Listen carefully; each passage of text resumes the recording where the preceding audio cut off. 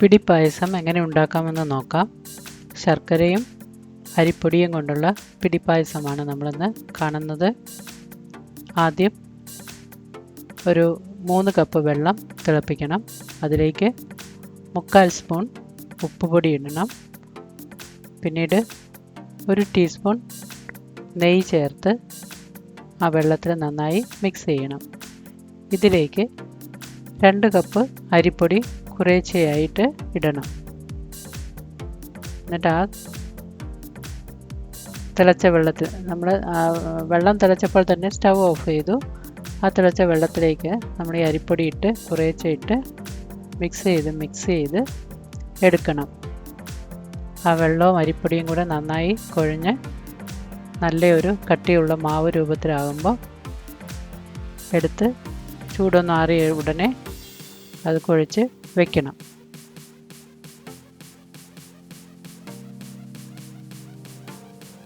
ഇതുപോലെ കട്ട കെട്ടാതെ നന്നായി ഇളക്കിയെടുക്കണം.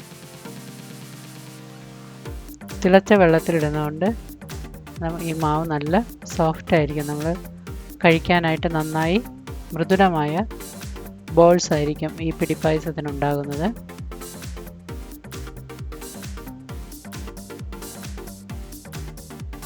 ഇനി നമ്മൾ കുറച്ച് ശർക്കര നന്നായി ഉരുക്കി അരിച്ചെടുത്ത ശർക്കര അതിലേക്ക് ഒരു 2 കപ്പ് വെള്ളം കൂടെ ചേർത്തിട്ട് ഒരു പാത്രത്തിൽ ഒഴിച്ച് നമ്മളത് ആദ്യം തിളപ്പിക്കാൻ വയ്ക്കണം.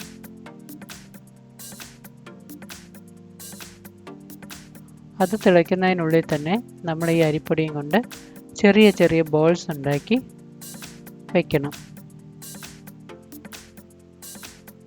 ഇതുപോലെ ഒരേപോലെ ചെറിയ ബോൾസ് ഉണ്ടാക്കി വയ്ക്കാം. അപ്പോഴേക്കും അവിടെ ശർക്കര തിളച്ചിരിക്കും. ഈ ബോൾസ് എല്ലാം നമുക്ക് ആവശ്യത്തിന് ബോൾസ് എല്ലാം ഉണ്ടാക്കി കഴിഞ്ഞിട്ട് അത് ഈ ശർക്കര വെള്ളത്തിലേക്ക് പതുക്കെ ഇടണം.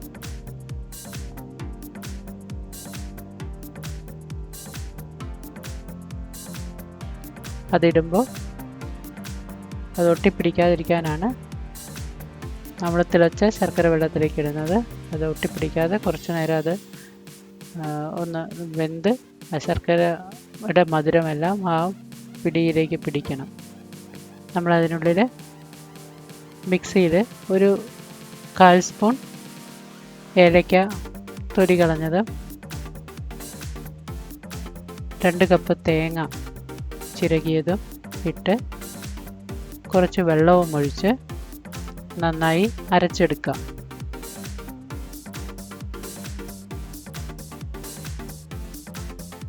വേറെ നമ്മൾ കുറച്ച് ഒരു 1/2 കപ്പ് അരിപ്പൊടിയിലേക്ക് വെള്ളം ഒഴിച്ച് അതൊന്ന് ഒരു മാവ് രൂപത്തിലാക്കിയെടുക്കുക.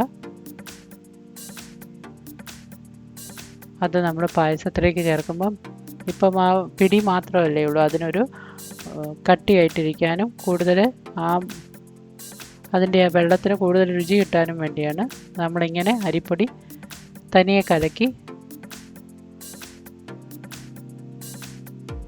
എടുക്കുന്നത്. ഇത് നമ്മൾ ആ പിടിയിട്ടിരിക്കുന്ന ശർക്കരയിലേക്ക് നമ്മൾ കുറേശ്ശെയായിട്ട് ചേർത്ത് നന്നായി ഇളക്കി കൊടുക്കണം. നന്നായി ഇളക്കി ആ മാവൊന്ന് വെന്ത് വരുമ്പോഴേക്കും നമ്മൾ ഇപ്പോൾ ഇത് നന്നായി വെന്ത് കാണും.